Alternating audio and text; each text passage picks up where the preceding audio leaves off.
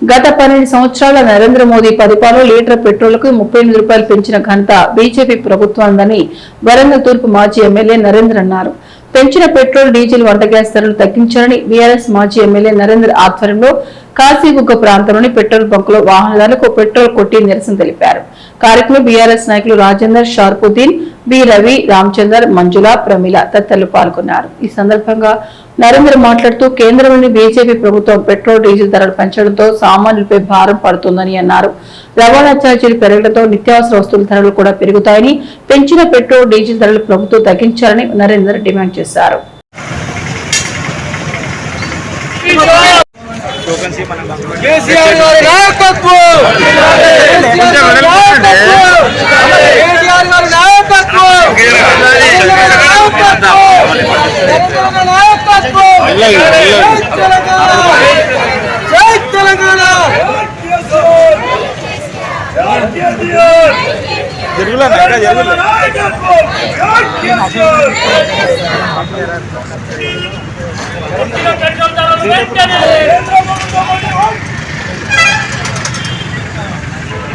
లేపమని నా చేతి లేపమని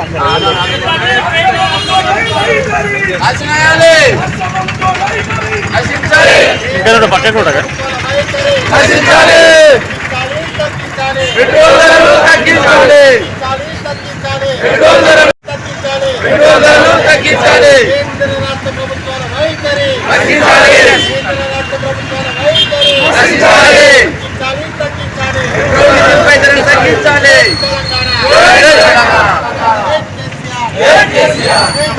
అంశం 12 సంవత్సరాలలో వెరసి 110 రూపాయలు చేశారు.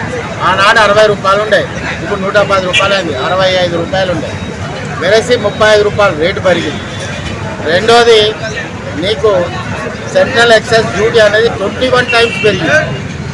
దీంతో ఒకసారి 2021లో 32.98 రూపాయలు పెరిగితే మళ్ళీ 22లో దాన్ని 19.98 పైసలు చేయలేదు. దాంతో 2026 నేటి వరకు అది వచ్చేసి 21 రూపాయి కన్నా అయిపోయింది. దీన్ని వెరసి 43 లక్షల కోట్లు కేంద్ర ప్రభుత్వానికి పోయింది.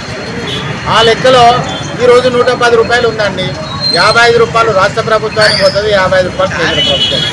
మరి కేంద్రం అట్లా దగా చేసింది. మరి రేవంత్ రెడ్డి పొడుగు మాటలు మాట్లాడతాను. మరి ఈయన సహకరించాలి కదా, ఈయనే సహకరించాడు, ఇద్దరు సహకరించారు.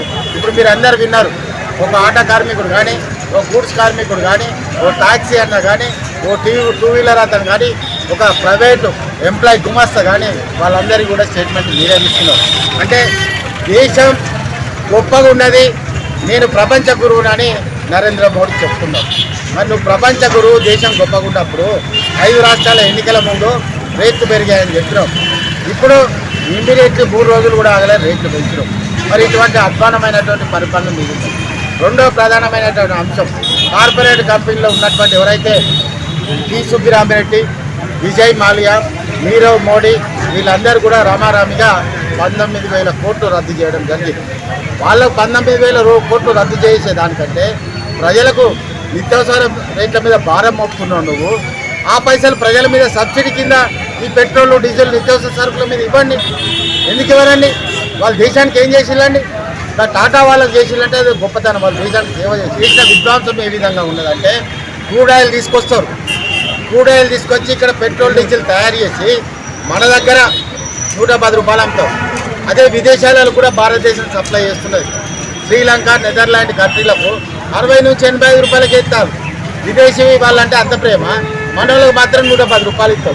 ఎంత తేలికాలు వీళ్ళు విశ్వగురువులు, వీళ్ళు మొత్తం దేశాన్ని పాలిస్తారు. వీళ్ళు దేశాన్ని ధర్మం న్యాయం అని చెప్తారు. ఇదేనా ధర్మం మీది? ఇదేనా న్యాయం మీది? ఇదేనా మీ దేశ గురువు చేసే పని? సామాన్యుల యొక్క అభ్యర్థన అంతా కూడా మీరు విన్నారు.